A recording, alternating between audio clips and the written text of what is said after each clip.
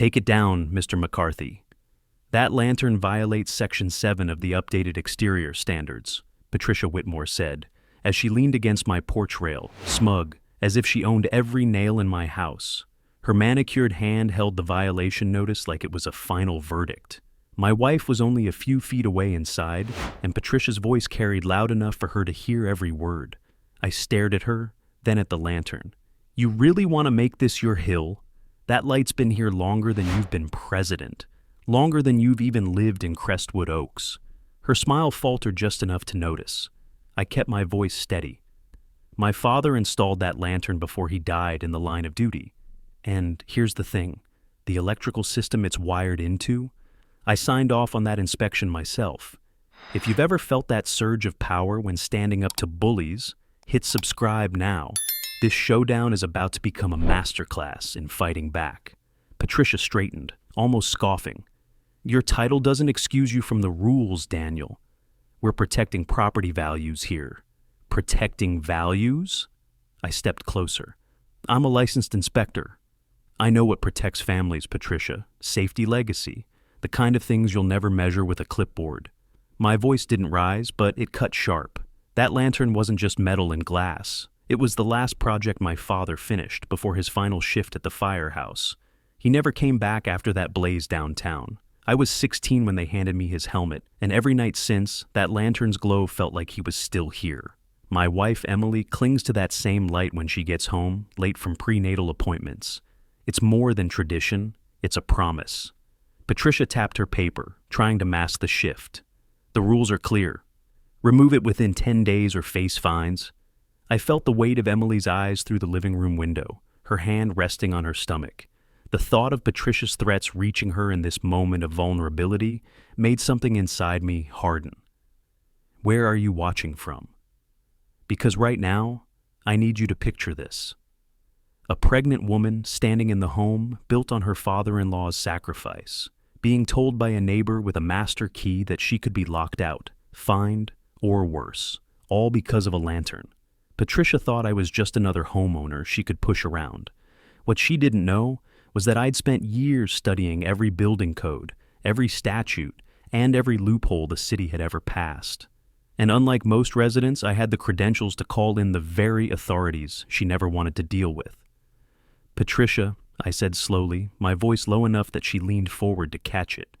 You've picked the wrong family to intimidate. I didn't raise my voice. I didn't need to. Because behind me, that lantern burned steady. A silent reminder that this wasn't about rules. This was about memory, about safety, about refusing to let a bully erase the things that keep us grounded. Patricia folded the notice back into her folder, trying to regain her composure. She turned toward the sidewalk, heels clicking on the concrete, but not before she glanced back at me. That look told me she thought she still had control, that she had the board, the fines, and the rules on her side. What she didn't realize yet was that she'd just lit the fuse. And as I watched her retreat down the street, I promised myself one thing. This wasn't going to be a quiet fight. This was going to be the kind of battle that made an entire community rethink who really held the power. Patricia didn't waste time making her move. By the end of the week, 3 more violation notices landed in my mailbox, each one typed with the same stiff language, each one threatening escalating fines. What caught my attention wasn't just the volume, but the pattern. The families targeted all had something in common. They'd spoken up at meetings or quietly pushed back against Patricia's decisions. Crestwood Oaks was supposed to be about manicured lawns and peaceful streets, but what I was seeing looked more like a campaign of intimidation. I took a slow walk around the block, noting the details. The Johnsons had been cited for their wheelchair ramp not matching the aesthetic flow. The Lees, who just had a baby, were told their security camera violated privacy guidelines. And old Mrs. Turner, she was written up for planting sunflowers along her fence line. None of these things threatened property values. They threatened Patricia's control. I felt the edges of the violation papers dig into my palm as I folded them. Pattern, I muttered. You're showing your hand, Patricia. The air smelled of fresh mulch, but under it, there was the faint sting of something sour, fear. Neighbors were avoiding each other, heads down, hoping the storm would pass if they stayed quiet. When I stopped in front of the community clubhouse, the symbolism hit me. Built with resident fees, the place was meant to host parties, meetings, and celebrations. Now, its windows were dark, blinds drawn, as if it had turned into her private fortress. The board meetings she ran inside those walls were more performance than governance, complete with glares and warnings instead of discussion. Emily's voice echoed in my head when I thought of backing down. If we let this slide, what's next? She was right. If Patricia could decide whose lights, ramps, or flowers were acceptable, then nothing in Crestwood Oaks was safe.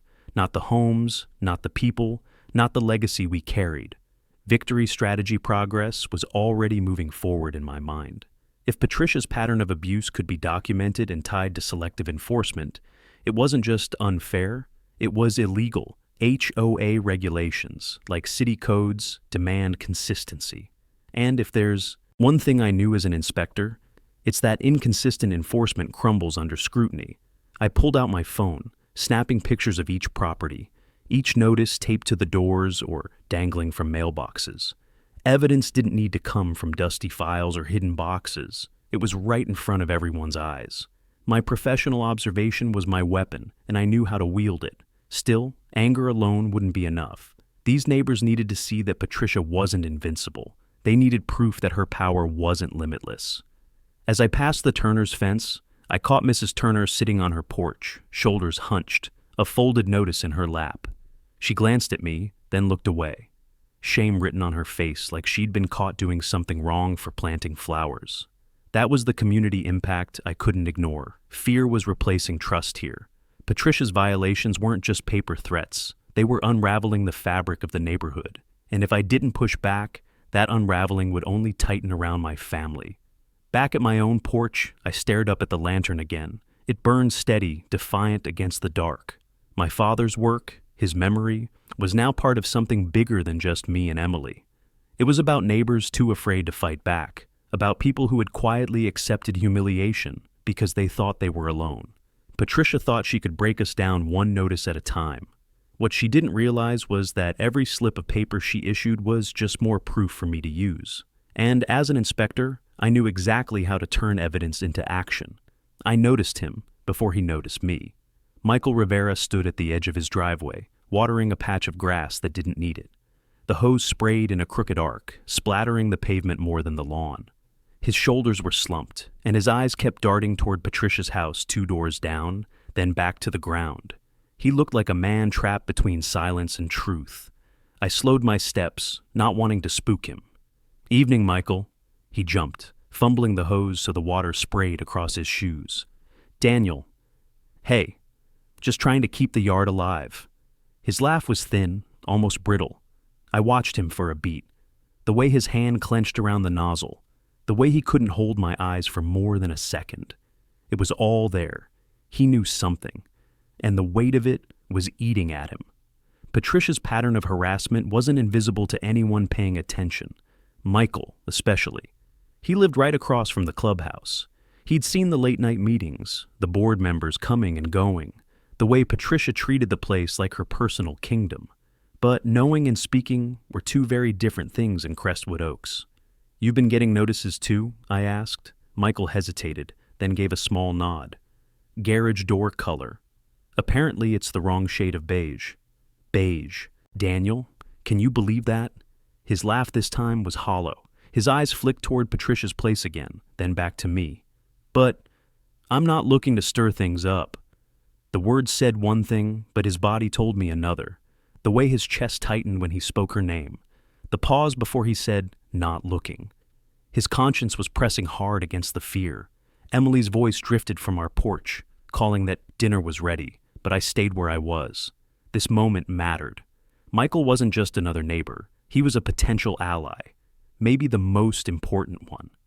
"Michael," I said quietly, "I know what she's doing. And I know it's not just me she's targeting. People are scared, but fear only lasts until someone stands up first.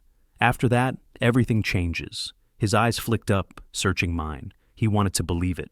I saw the spark, small but alive. He opened his mouth, then closed it again, biting down on whatever truth hovered on his tongue. The struggle was written in the lines of his face, the tightness of his jaw. Victory strategy progress meant more than gathering evidence. It meant breaking through silence. Michael's testimony could tip the balance, but right now, all I could do was plant the seed. Push and he'd retreat. Wait, and maybe, just maybe, he'd find his voice. The discovery method tonight wasn't about documents or overheard conversations. It was about reading the truth written on a man's posture, his half-finished sentences, the way he stared too long at the clubhouse windows.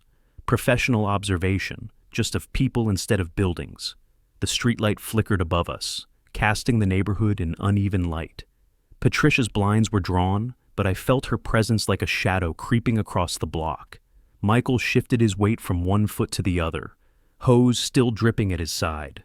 "I should get this finished," he muttered, gesturing weakly to the already soaked grass. I nodded. "Sure. Just know, when the time comes, your voice could make the difference." He didn't answer, but the way he lingered in the driveway as I walked away told me everything. He was torn, but not lost. And when the moment came, I'd need him to step forward. Back at my porch, Emily touched my arm. "What did he say?" "Not enough," I answered, staring down the street toward Michael's dim figure. But his silence told me plenty. The lantern above us burned steady, as if daring Patricia to try again. This wasn't just about fighting back anymore. It was about showing every neighbor that her power only worked as long as they stayed quiet.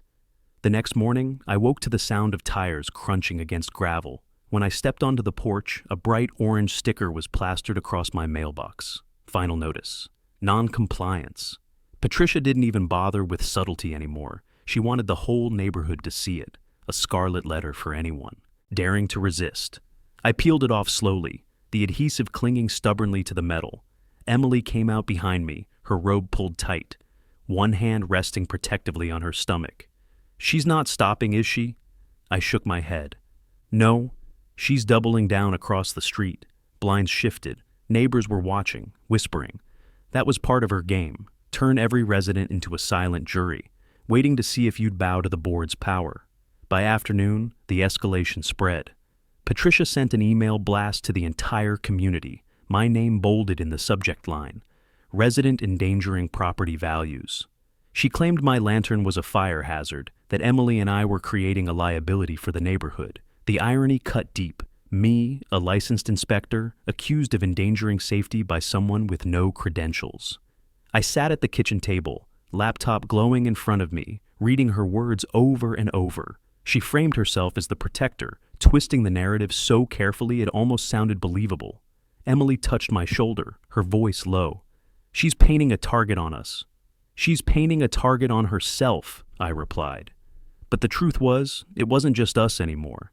This was a message to everyone in Crestwood Oaks. Step out of line, and you'll be next. That night, I took a walk down to the community pool. The place was deserted, the water reflecting the pale moonlight. Chlorine hung heavy in the air.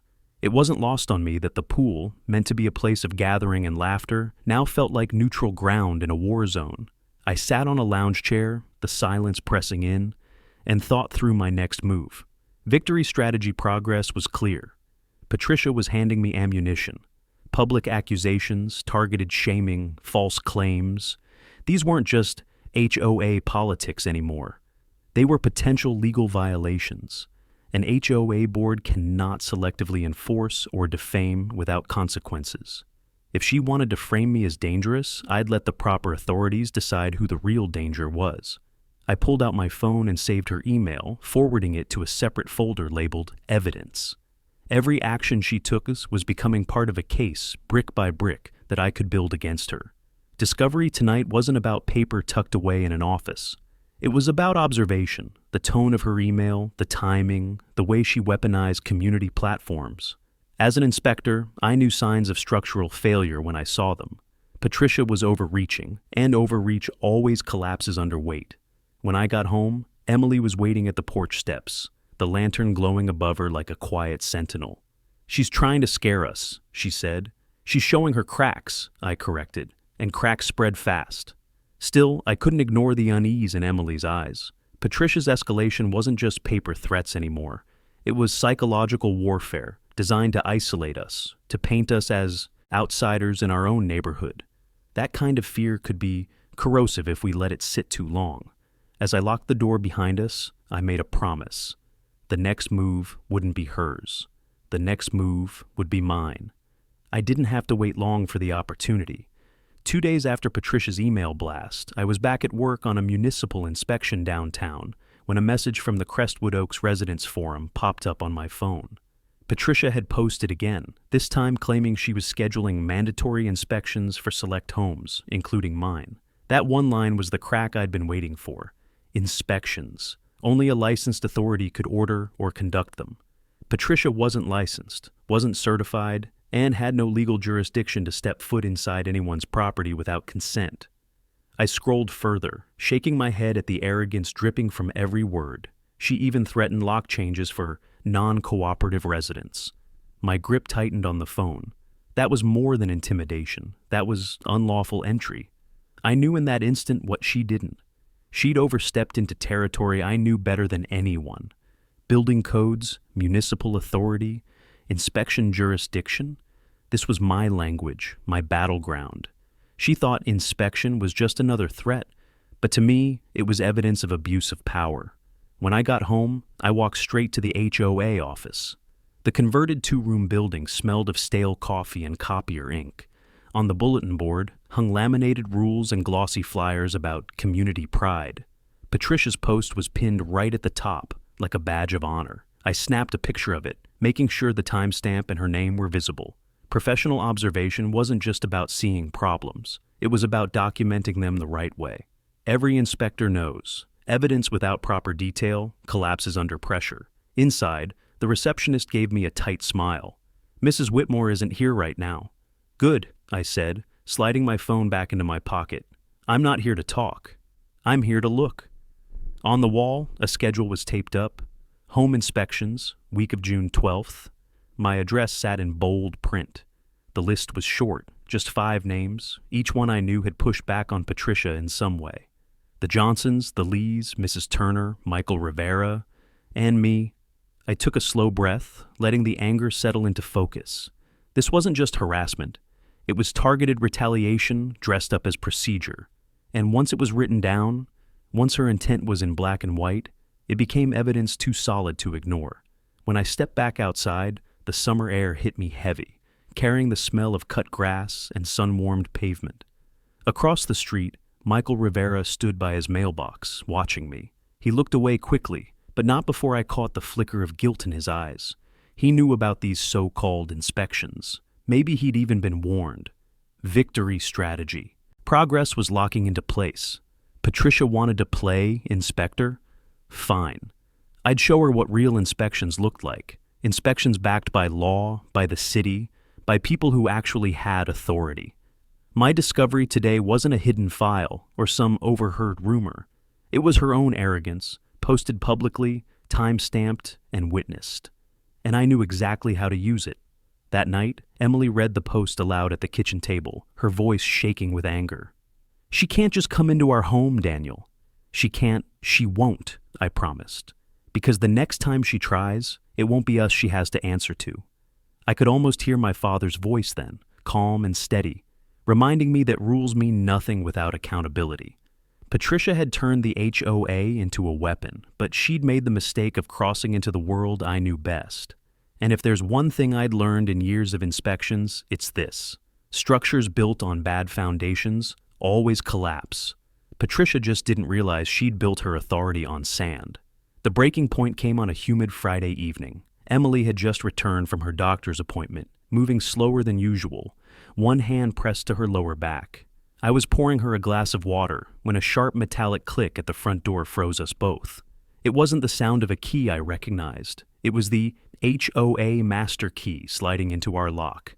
Emily's eyes widened. "Daniel!" I was already moving. The door handle rattled, then turned, and Patricia's voice floated through, smug as ever. "This is a scheduled inspection, Mr. McCarthy. Non-compliance has consequences." I yanked the door open so fast she nearly lost her balance. She stood there, folder in hand, master key still dangling from the lock. Her expression flickered, but she recovered quickly, lips curling into that same condescending smile. "You can't just—" Emily started, but I cut her off with a hand raised. Patricia leaned in, lowering her voice as if to hide the audacity of her actions. Your lantern's a liability. If you won't comply, the board has every right to ensure safety. Safety? My voice was low, sharp. You just attempted unlawful entry into a home where a pregnant woman lives. You want to talk about liability? You've got no idea what line you just crossed. Her smile faltered, and for the first time I saw it, the flicker of doubt behind her confidence. But she didn't back down. The board, no, I cut in. The city, the law, the authorities, that's who you'll be answering to now. Emily stepped closer, her hand gripping mine, trembling but steady enough to ground me. The sight of her standing there, vulnerable yet unyielding, hammered the stakes into place. This wasn't about fines or bylaws anymore. It was about protecting my family from a woman who thought her position gave her the right to violate our home. Patricia sniffed, muttering something about documentation before retreating down the walkway.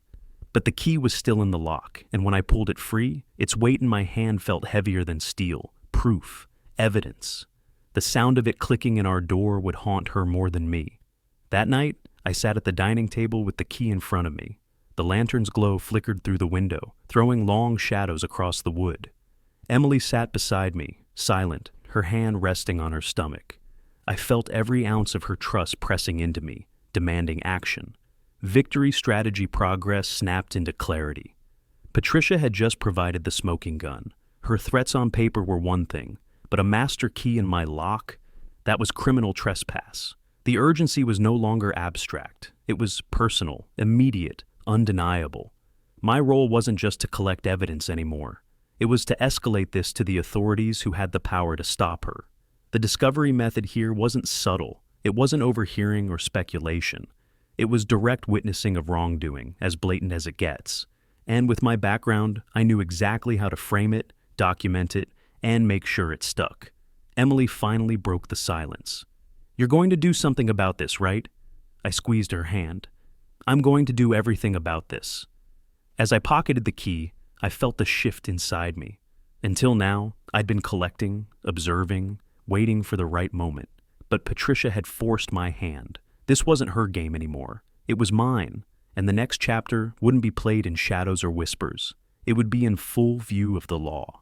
The next morning, I found Michael Rivera waiting by my driveway. His hands were shoved deep into his pockets, shoulders tense, eyes flicking nervously toward Patricia's house like he expected her blinds to twitch open at any second. For once, he wasn't pretending to water his grass or check his mail. He was here for a reason. I heard what happened last night, he said quietly. His voice carried the weight of someone who'd been holding a secret too long. I studied him for a moment. His jaw was tight, his lips pressed together, but the real story was in his eyes.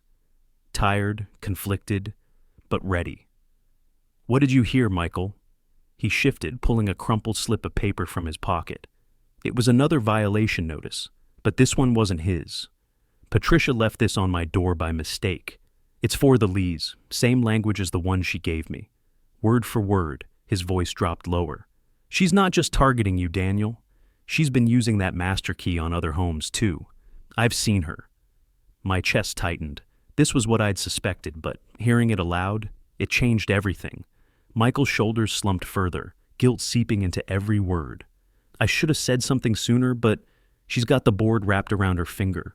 I thought if I stayed quiet, maybe she'd leave me. Alone, he swallowed hard. But last night, hearing she tried your door while Emily was inside, that crossed a line I can't ignore. I took the paper from his hand, smoothing out the wrinkles. Another piece of evidence, another thread in the web she was weaving, and Michael, the reluctant witness, was finally untangling it. You realize what you're telling me, right? I asked. If you go on record, she can't just fine you. She'll come after you harder. He gave a weak laugh. She already has. Beige garage doors, overgrown lawn, mailbox tilt. I've gotten notices for things that aren't even violations. I can't keep living like this. If you're really going to the authorities, I'll back you up. For a moment, I just looked at him, the hose still coiled near his feet, the sweat glistening on his forehead, the way his hands trembled slightly even in his pockets. It was all there, the fear, the hesitation, the risk. But beneath it, there was resolve. Victory strategy progress snapped forward again. Patricia's abuse wasn't just my word against hers anymore. Now I had a witness, someone from inside the neighborhood, someone who had seen her misuse the master key and could corroborate the pattern of harassment. In enforcement, testimony like that could be the tipping point. The discovery method here wasn't about records or professional expertise. It was neighbor insider information, handed to me in a shaky voice on a summer morning. And sometimes, that was more powerful than any technical evidence. I clapped Michael on the shoulder. "You just made the difference, Michael. When this goes down, you won't be standing alone." He nodded, exhaling like he'd been holding his breath for weeks. "I just want this place to feel like home again." "That's all?" As he walked back toward his house, I noticed the way his shoulders seemed lighter, his steps less heavy. Confession has a way of doing that. Emily came out onto the porch, watching him go. "What did he say?" "He gave us what we needed," I replied, holding up the notice. "Patricia doesn't just have me to answer to now. She has the whole system she's been abusing closing in on her." The lantern above us flickered in the evening breeze, and for the first time since this started, I felt the tide turning. Patricia had her board, her notices, her intimidation.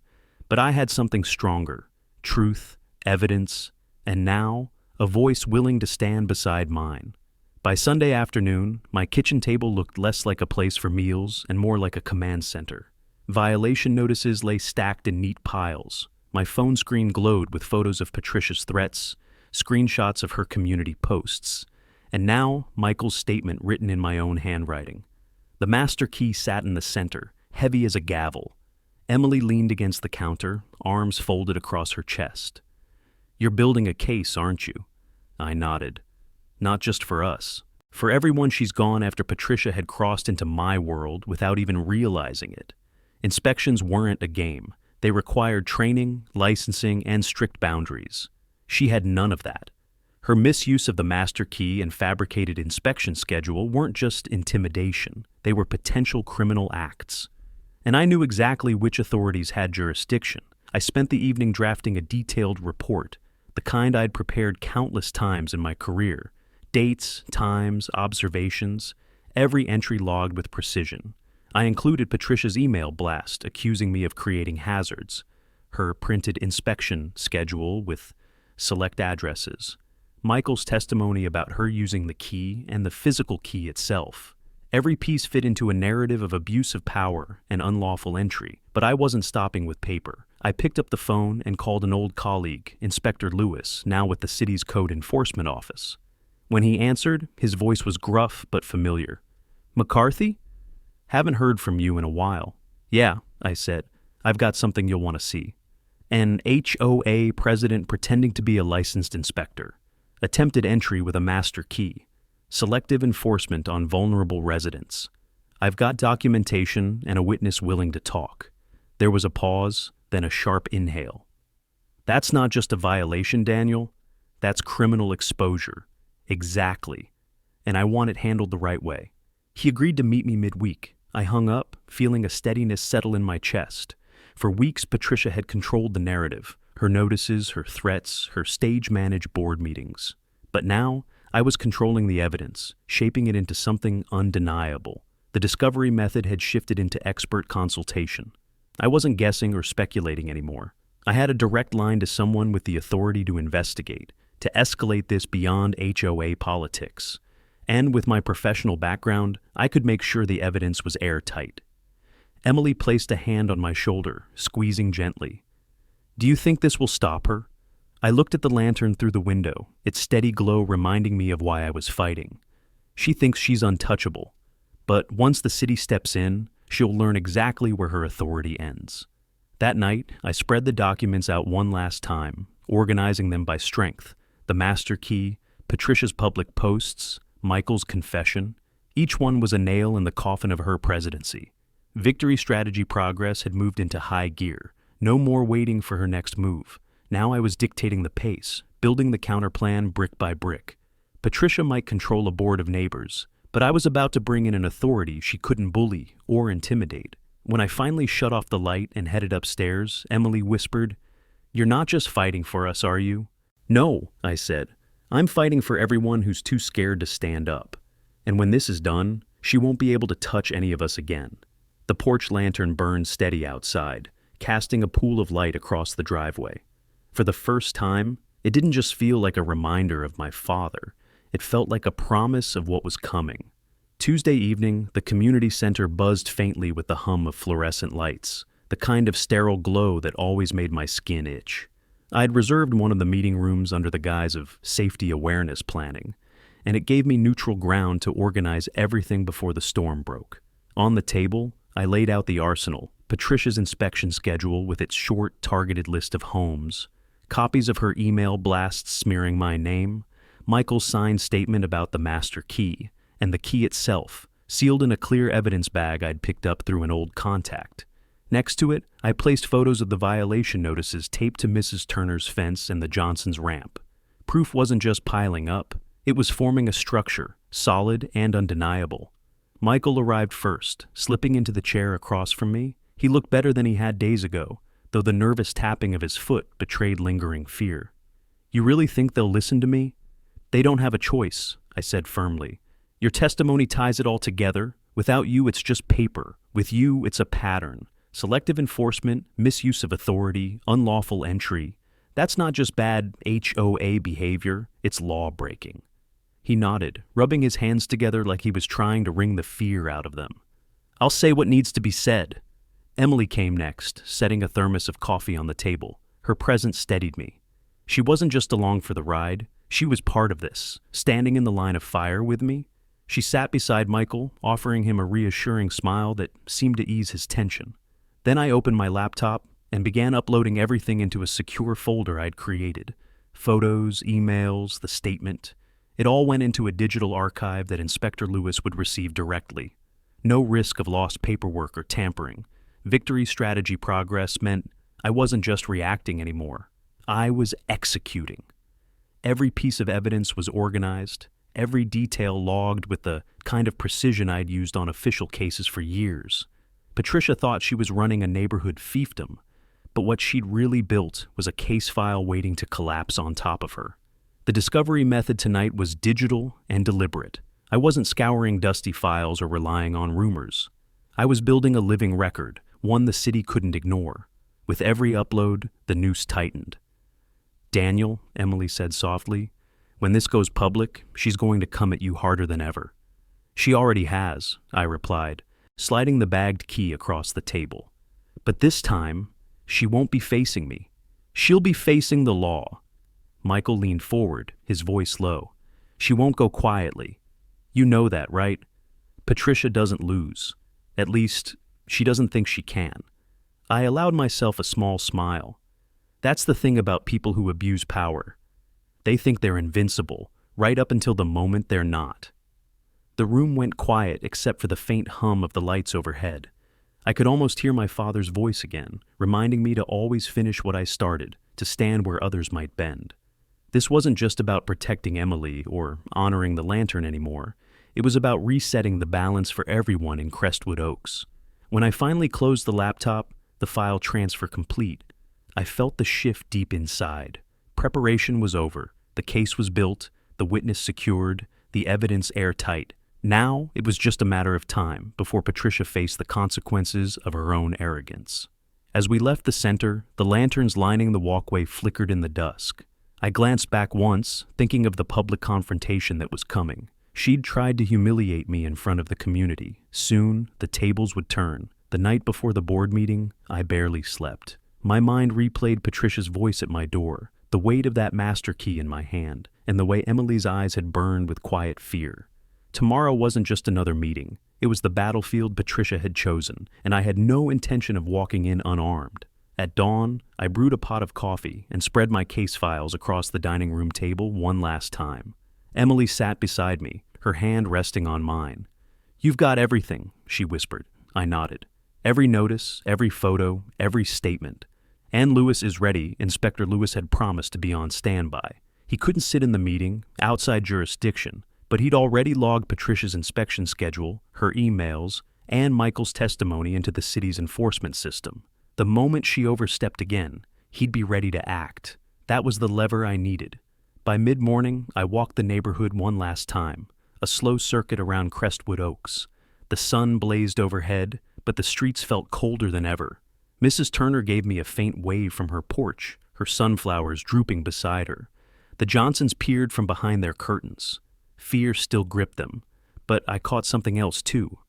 Hope. Word had spread that I wasn't backing down. I paused at the clubhouse steps, running my hand along the cool railing. Tomorrow, this room would be packed. Neighbors would sit silent, some too scared to speak, others waiting to see if Patricia really was untouchable. And for the first time, I felt a surge of anticipation. This wasn't just my fight anymore. It belonged to every one of them. Back home, I laid out my preparation like a soldier laying out gear before deployment. The evidence binder neatly tabbed, printed copies of Patricia's email and inspection schedule, Michael's signed statement, and the master key, still sealed in its evidence bag. Each item had its place, each one a weapon ready to be deployed at the exact right moment. Michael stopped by that evening, his voice steadier than before. "I'll be there tomorrow. I won't back down." His eyes flicked toward Emily, then back to me. "She's not going to get away with this." "You'll do fine," I assured him. "Just tell the truth." That's all you need. After he left, Emily stood by the porch lantern, her hand tracing its frame. "Do you think your dad would be proud of you?" I swallowed, the memory of my father's rough hands and steady voice pressing into me. "I think he'd remind me why I'm doing this. Not for me, for you, for the baby, for every neighbor who deserves better than living under fear."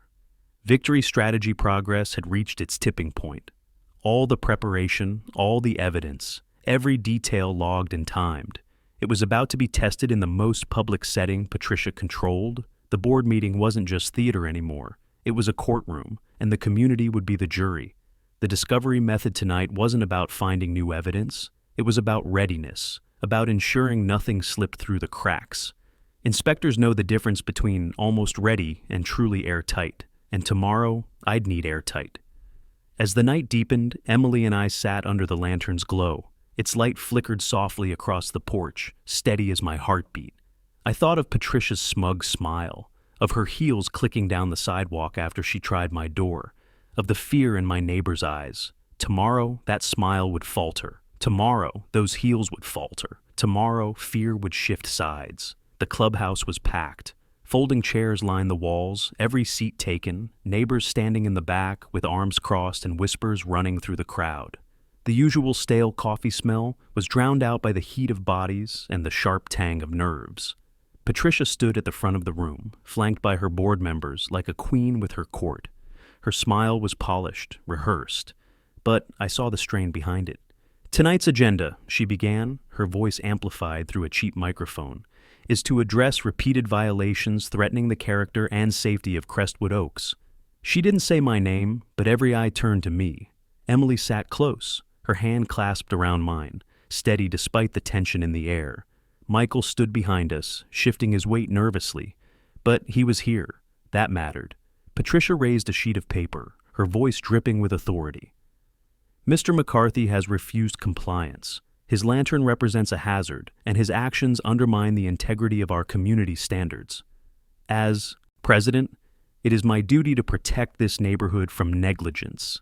I stood slowly, binder in hand, and let the room settle into silence. "Hazard," I repeated. "Funny word, Patricia, especially when it comes from someone with no credentials to assess safety." A ripple moved through the crowd. Patricia stiffened. "This is not your platform, Daniel. The board has authority." "No," I cut in, my voice steady but louder now.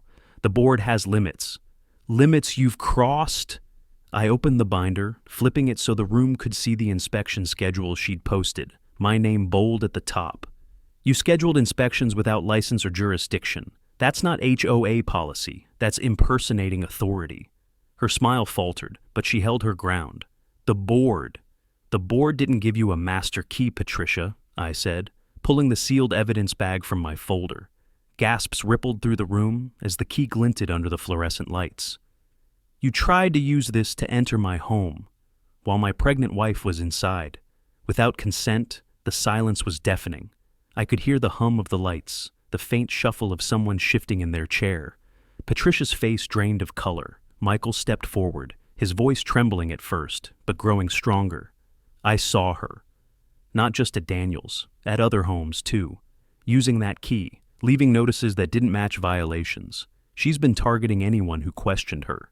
His eyes scanned the room, locking with neighbors who nodded, some whispering, some finally speaking up. The board members exchanged uneasy glances, their loyalty cracking under the weight of the testimony. I laid down the final blow. This isn't just about bylaws or property values. This is about abuse of power, and the city has already been notified. Inspector Lewis has the evidence. The moment Patricia overstepped, her authority ended. Patricia opened her mouth, but no words came.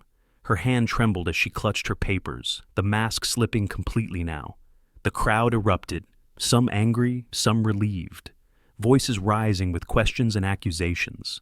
The control she'd held for years shattered in a single moment of exposure. Emily leaned close, whispering in my ear, "You did it." I didn't answer right away. I let the sound of the crowd wash over me, the tide shifting, neighbors no longer silent, but emboldened. Fear had left them. Fear had turned its back on Patricia. I turned back to the room, raising my voice above the noise. This community deserves better. Leadership that protects, not threatens. Fair enforcement, not intimidation. Crestwood Oaks is not her kingdom. It's our home. Applause broke out, tentative at first, then growing until it filled the room. Patricia stumbled, papers spilling across the floor, her carefully built image collapsing as quickly as her control. The clubhouse emptied slowly, neighbors filing out in clusters, their voices buzzing with relief, outrage, and something new. Hope. Patricia had retreated to the corner, her board members refusing to meet her eyes. The master key, still sealed in the evidence bag, lay on the table where I'd placed it like a verdict. For once, she had nothing to say. Emily squeezed my hand as we stepped outside into the warm night air. The lanterns lining the clubhouse path flickered in the breeze, but it was the steady glow of my father's porch lantern down the street that caught my eye. It felt like it was waiting for us, a beacon pulling us home. Michael joined us on the sidewalk, his face pale but his shoulders straighter than I'd ever seen. "I didn't think I could do it," he admitted. "But when I saw her face, when I heard the room react, I knew it was worth it." "You did more than enough," I told him. "You gave this community its voice back." He nodded, his eyes glassy. "For the first time in a long time, I feel like Crestwood Oaks might actually be a neighborhood again." As we walked home, the murmurs of neighbors followed us. Mrs. Turner called out from her porch, thanking me for standing up. The Johnsons waved through their window. Even the Lees, with their newborn cradled in their arms, stepped outside to nod in quiet solidarity. Patricia's power hadn't just cracked, it had collapsed. When we reached our driveway, Emily paused beneath the lantern, her hand brushing its frame. "Your dad would be proud," she whispered. I swallowed hard, the lump in my throat almost too much to speak through. He'd remind me this wasn't about beating her. It was about protecting what matters, our home, our family, and the people who thought they didn't have a choice. Victory strategy progress was complete. Outside authority had been triggered, the city notified, the case filed. Patricia's actions were no longer buried in HOA politics. They were in the hands of people she couldn't bully or silence. And the community, once fractured, now stood together in a way it hadn't in years. I thought about the journey, the first notice, the smug smile on Patricia's face, the fear in Michael's eyes, the weight of that key in my hand. Each step had been a battle, but together they built a victory bigger than me. The lantern's light glowed across the porch, steady, unwavering. It wasn't just a reminder of my father anymore. It was a symbol of resilience, of neighbors who chose courage over silence, of a family determined not to be broken. I turned back to the street, speaking not just to Emily or Michael, but to anyone watching, anyone who'd ever faced the same fight. This is how you deal with bullies hiding behind rules. You stand, you document, you push until the truth breaks through, and when it does, the whole community wins. Drop a like if you've ever wanted to stand up to unreasonable rules like this, and subscribe to see how this strategy plays out. And if you want more, stories of homeowners standing up to HOA tyranny, hit subscribe right now, share your story in the comments, and let me know where you're watching from.